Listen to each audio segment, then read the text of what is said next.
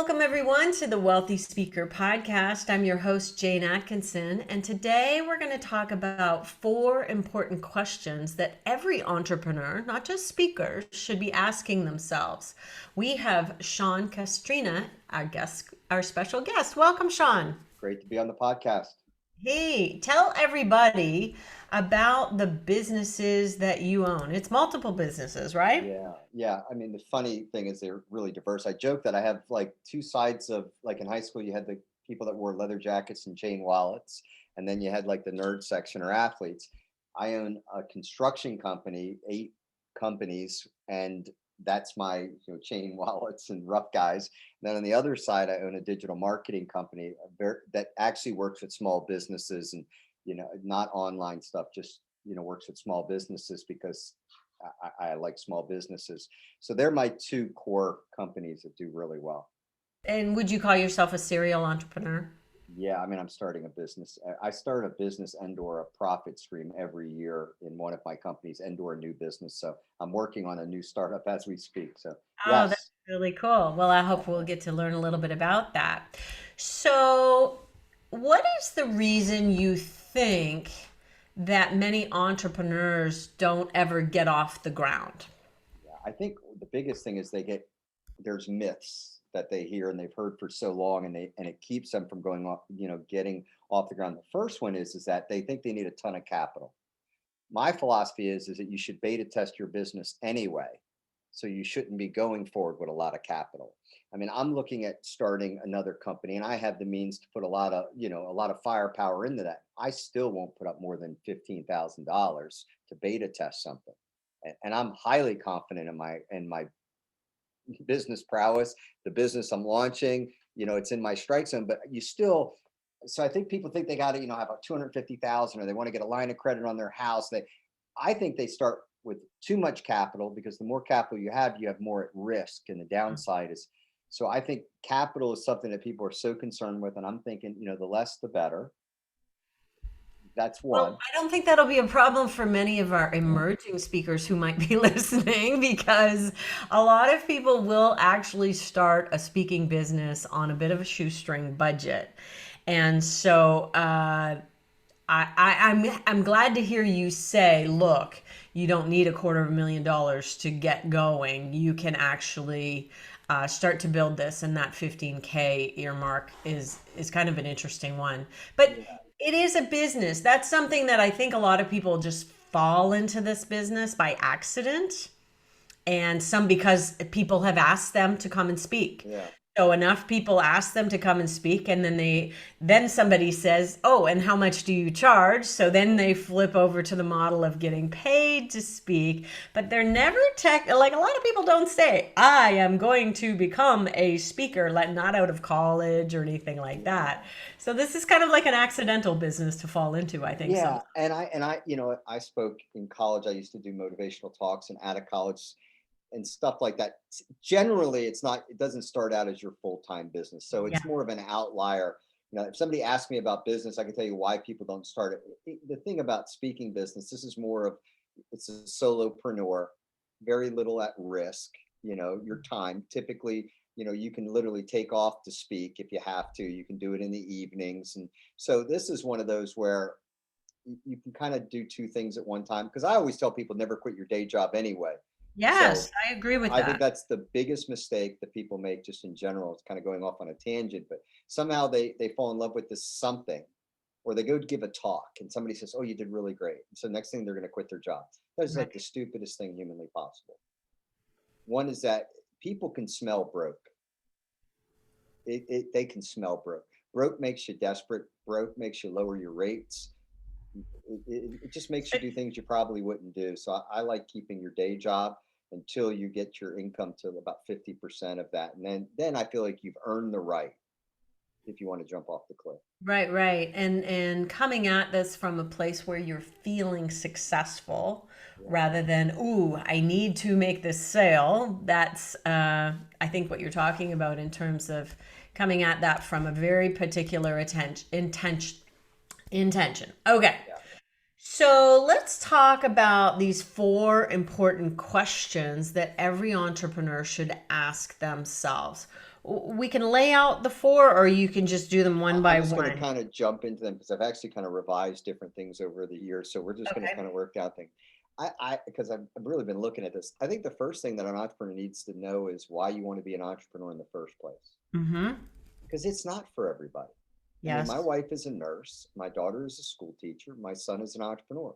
There's no right or wrong answer. So I think, why do you want to be an entrepreneur? I mean, typically it's not money because that's the last thing you're going to get. It's flexibility of schedule. You want to build your own team. You have a creative side of you. And there's something that you saw an opportunity that you think you can, go after. So I think, as an entrepreneur, you need to find out why, because that why has to be such a motivator that when things stink, you stick with it. So It'll I be think I think that's knowing the your number why one will thing. get you through the rough times for sure, the rough Yeah, patches. yeah. So I And think you got to know that because yeah, you not everybody's designed to be an entrepreneur. I've met many entrepreneurs that were employees and they just didn't realize it, and their boss was themselves, and they're not good bosses. right. You know, so I think that's number one. And then the business, then you got to start going into, okay, the business that I'm going to go after, why that business? I think people sometimes start off just from the get-go with a bad business, and that's why one out of every two fail. They tend to fall in love with their idea. That's what I find. you know so they don't know why they want to be an entrepreneur in the first place, or it's not strong enough to keep them engaged during the downtime. And then number two is they go forward on an idea that they love, but they never beta tested it. You can be in love with something, doesn't mean there's a market for it. You can be in Mhm. love with a business idea, doesn't mean your geographical area is a good place for it. You may have too much competition. There's a lot of reasons why your idea may not be good or may need some polishing. If you've ever getting ready to do a paper in college, when you get in the grad level or different things, that your teacher will say to you, you kind of got a good idea, but you need to polish this up a little bit. Or if you Right. submit a book, and they'll say, you're kind of on the right idea, but it needs a little more work. And sometimes our business ideas, need a little bit more work. So, don't So, fall in love so with your idea too don't much. fall in love with your idea, and maybe be open to the fact that your idea may need to evolve or change. And a lot of people will get into the business where they are kind of the jack of all trades. They can speak on many different topics, and our goal here is to narrow them down to kind of one thing that they want to become known for 5 years from now. We talk about picking a lane and being very clear on what the promise is that you're bringing to the table. And yes, I agree. We have to test it and find out whether or not there's going to be a market or money out there. Lots of people have a message that they're really, really passionate about, but there may not be a market for that particular message. And so we try to help people Yeah, it's figure that important out. to have. Yeah, it's important to have a lane that there's money there. You can monetize the subject matter. So Yes. again, sometimes we fall so in love with our passion that we beat that one drum, but nobody really wants to listen to it. Applying this to the speaker So business. being Yes. ready and open and willing to make a shift when we see that we're not gaining traction. Yeah, I mean, I think, yeah, exactly. You can see things like over the last few years, clearly there's subject matters over the last 2 years that did not, were not maybe popular subjects 5 years ago. Yes. Okay. So that, opportunities present themselves that you rarely will ever see coming. And it's your ability to pivot on that, and so, you got to kind of look at that. The other thing is you don't have and it's just business 101, but you don't have a systematic conveyor belt of how you're going to attract customers or gigs or opportunities to speak. So if you can't attract the customer, if you can't attract buyers, you don't have a business, you have a hobby. Right. So that systematic conveyor belt, like how are you systematically reaching out to target customers who want to hire somebody who speaks in the subject matter you have, willing to pay your rates? What do you have in place to make that happen? Right. So if you're looking at your Wealthy Speaker 2.0 book, it's the fire of the ready, aim, fire process. in the fire part, we talk about getting kind of becoming known as a subject matter expert. What are you putting out to the world on a regular basis? Maybe you're blogging, maybe you're podcasting, maybe you're putting out a newsletter, maybe you are on Clubhouse twice a week. You know, there's all kinds of ways for you to be in front of people on a regular basis.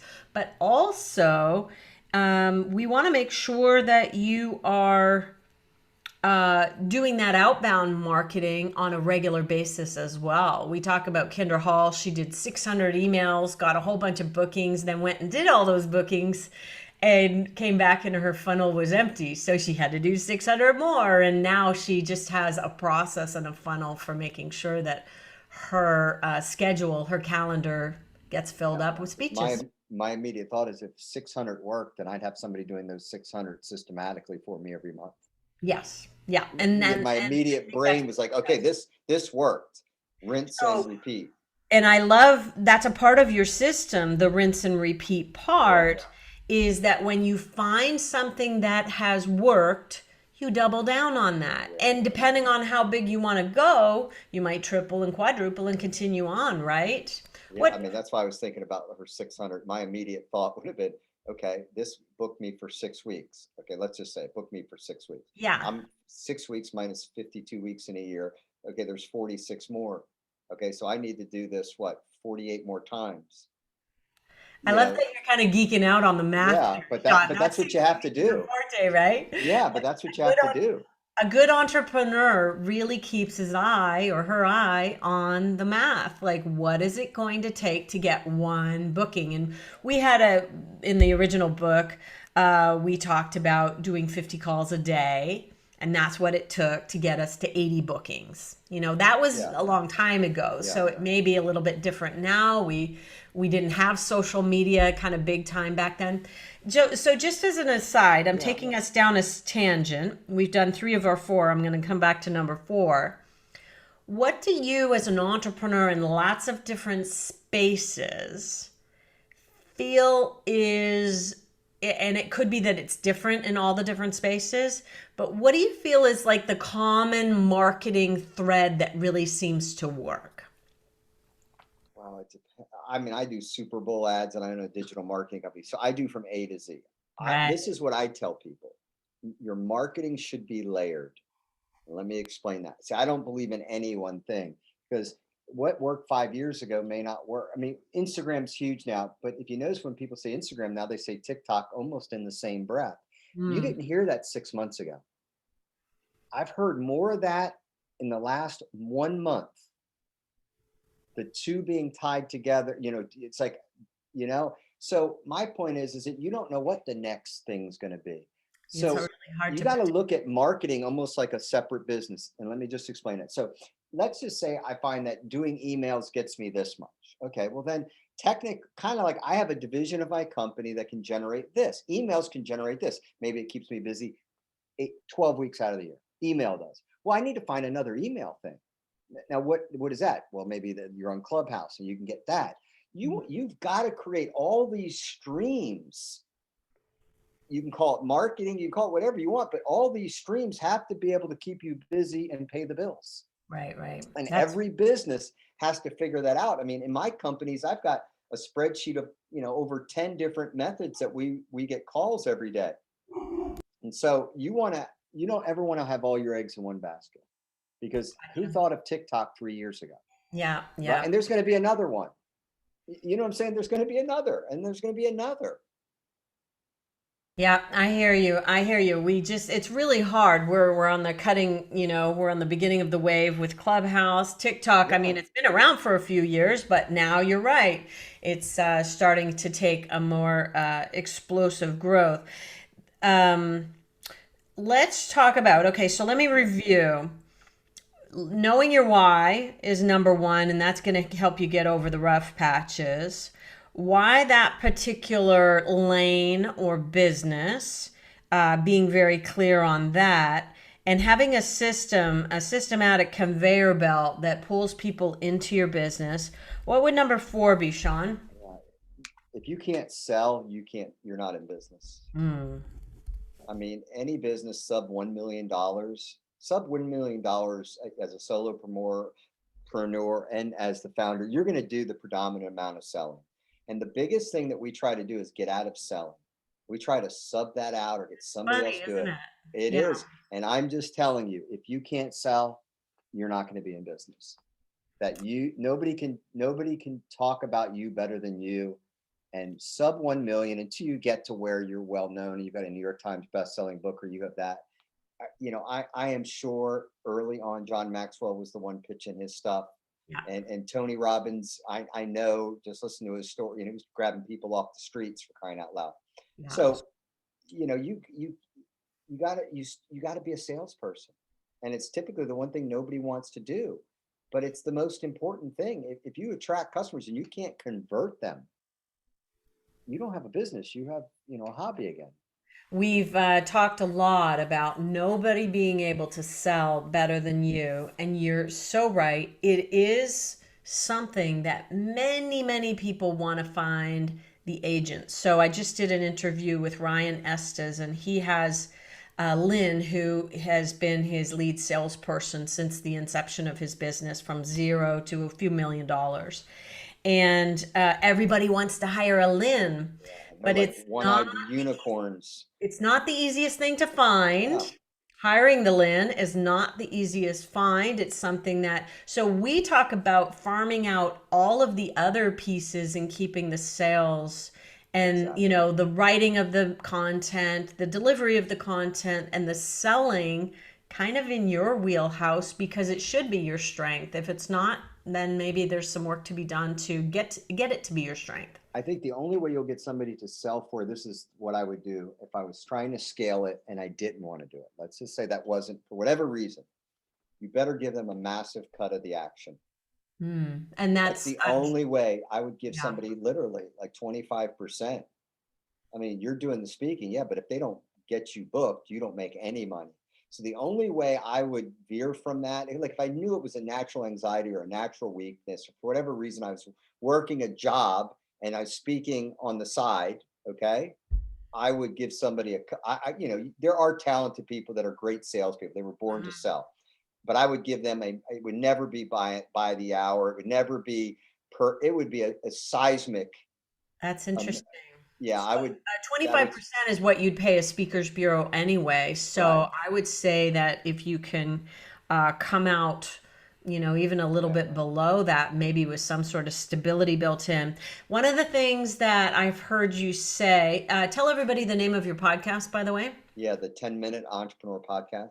On the podcast, you talked about systems that any employee, your staff will stay if they have systems. So we have this thing in one of the books that I just wrote that you're not hiring to fix the problem.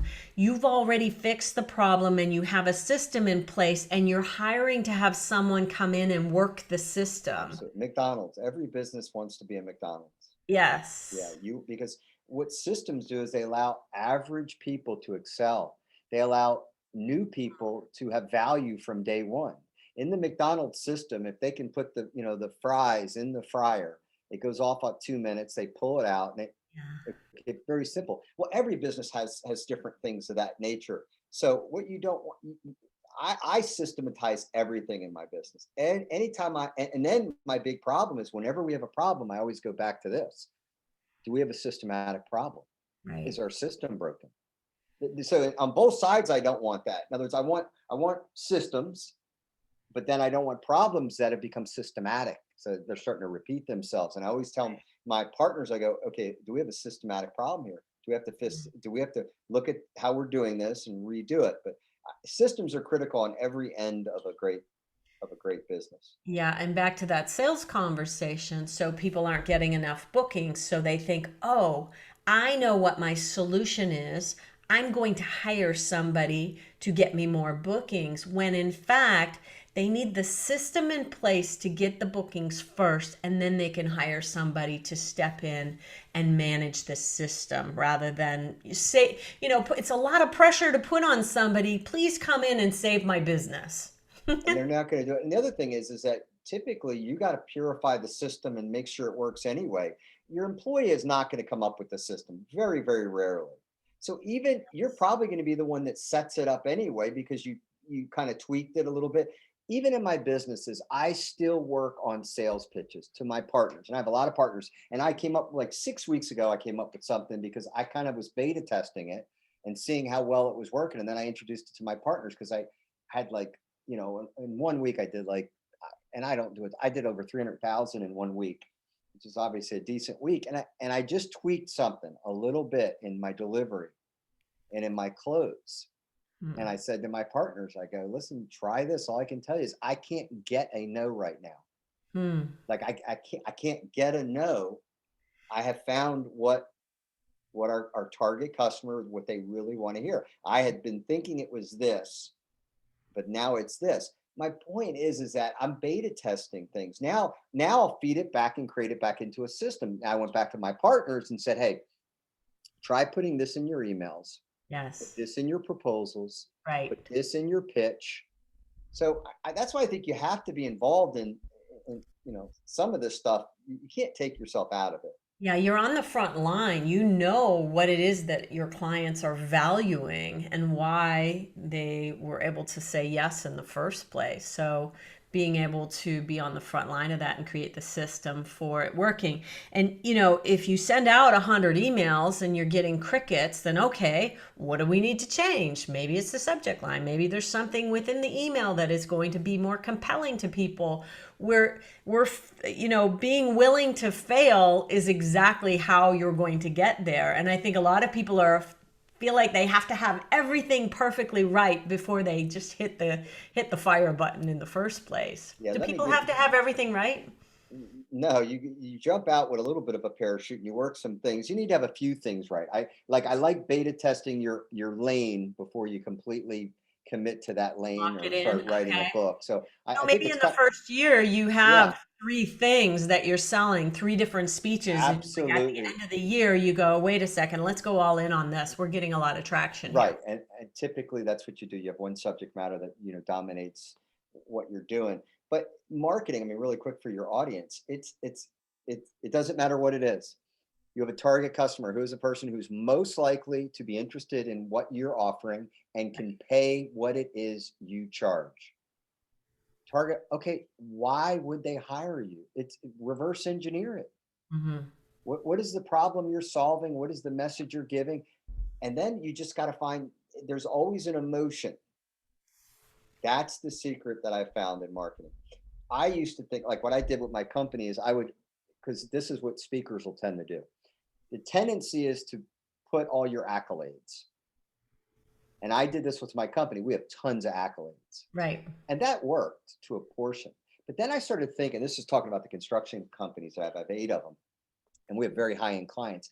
And it hit me like 6 weeks ago. And I was saying this to my wife. I said, I think clients hire us because when they hire us, we have a seamless, stress free experience. It hit me like that phrase hit me.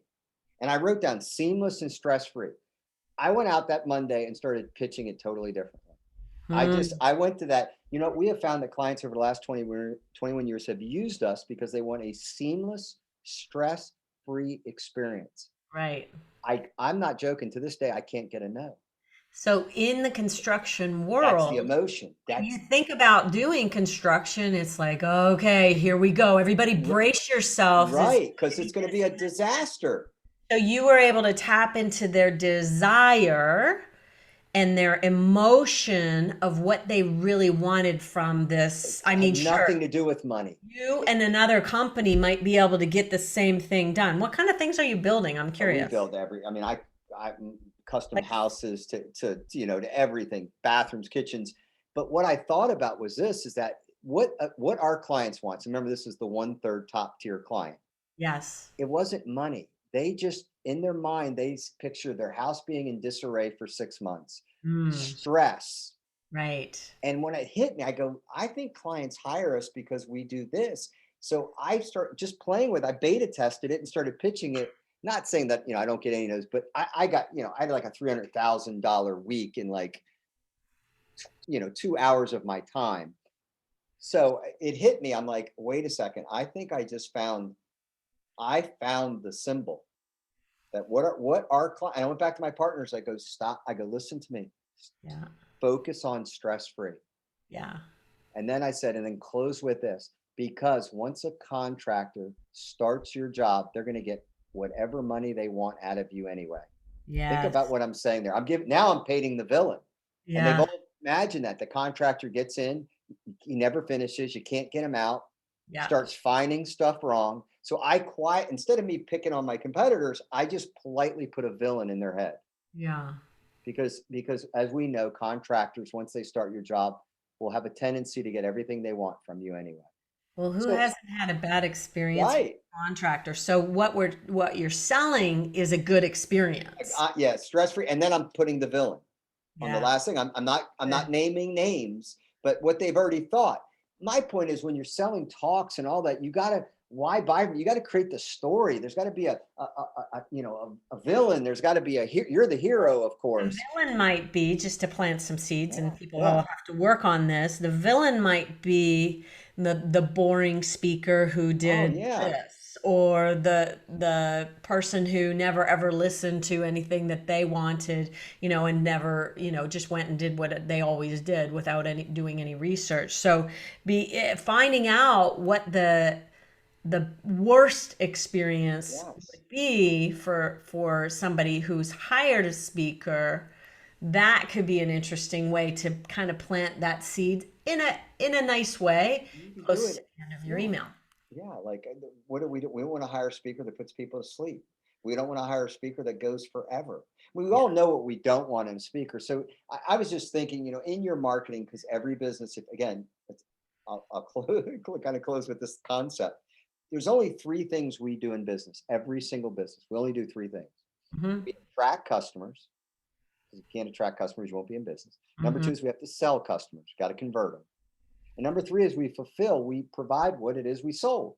That's it. That's business. You can make it, that's Google, that's Instagram, that's Uber, that's speeches. It doesn't matter. So Yeah. if you can do those three things, you got a great business. And we Now, sometimes forget the basics. I don't want to get too dark here, but talk about the Bermuda Triangle.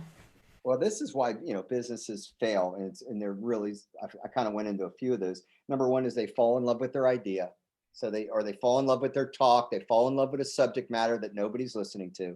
That's a surefire. You're going to go. Number two is they have no method of systematically attracting customers. So Okay. it's a hobby. I mean, that's number three. And I always say this: never staff with friends and family. Now, say that again. Be careful staffing with friends and family. We Ah. tend to get into something and we get somebody to do our sales, Uncle Billy or Sweet Susie. Everybody likes it, but they're not a sales professional. Right. Hire professionals. Hire people who are the best at what they do. Exactly. We tend to hire friends and family to do jobs when we start our business or we get out because they're less expensive and whatever the reason. And I'm telling you, hire pros. They're Yeah. worth every penny. I've been trying to figure out a way to put my husband on the payroll. He's Yeah. not good at any of the things I No, no. need. My wife is amazing, but she's never worked for one of my companies. Never. None of Yeah. my family. I mean, I let my mother help answer the phones a few days a week just because I think it's healthy and good for her. Oh, that's And then, sweet. yeah. But other than that, no, because I could fire a family member in a second. Oh, yes. I mean, I'm wired for that. That's Yeah. my wiring because I'm demanding, and so thankfully I don't think any of my family would want to work for me because they know I could. But it's just a recipe for disaster. Now my son does work with me, but he is of my DNA. In Yes. that he is wired like I am. He can Right. see around the corner. He knows what I want, my expectations, and he's one of the few people. But out of all the family members I've known, he's the only one that even remotely Yeah. is ready to play in the league that I want to play in. And we do have some good husband and wife teams in our industry. And But what some do happened was work. they started together and they grew and evolved and figured out. And what I think ends up happening, and we've done this with my own team, we're a team of five, so we're very small. But you figure out what people's strengths are and then take the rest of the stuff off their list. If it's things that they're not good at, then don't have them doing it. Hire somebody else to fill it in, right? Exactly. And I always say that, am I giving you something I always say, am I giving them something they're going to fail at? I mean, if you know you're setting them up for failure, shame on you, so, but that's the big reasons I find, people fail. Start with a bad idea, have no idea how they're going to attract customers, and then they start staffing it with friends and family. Gotcha. Gotcha.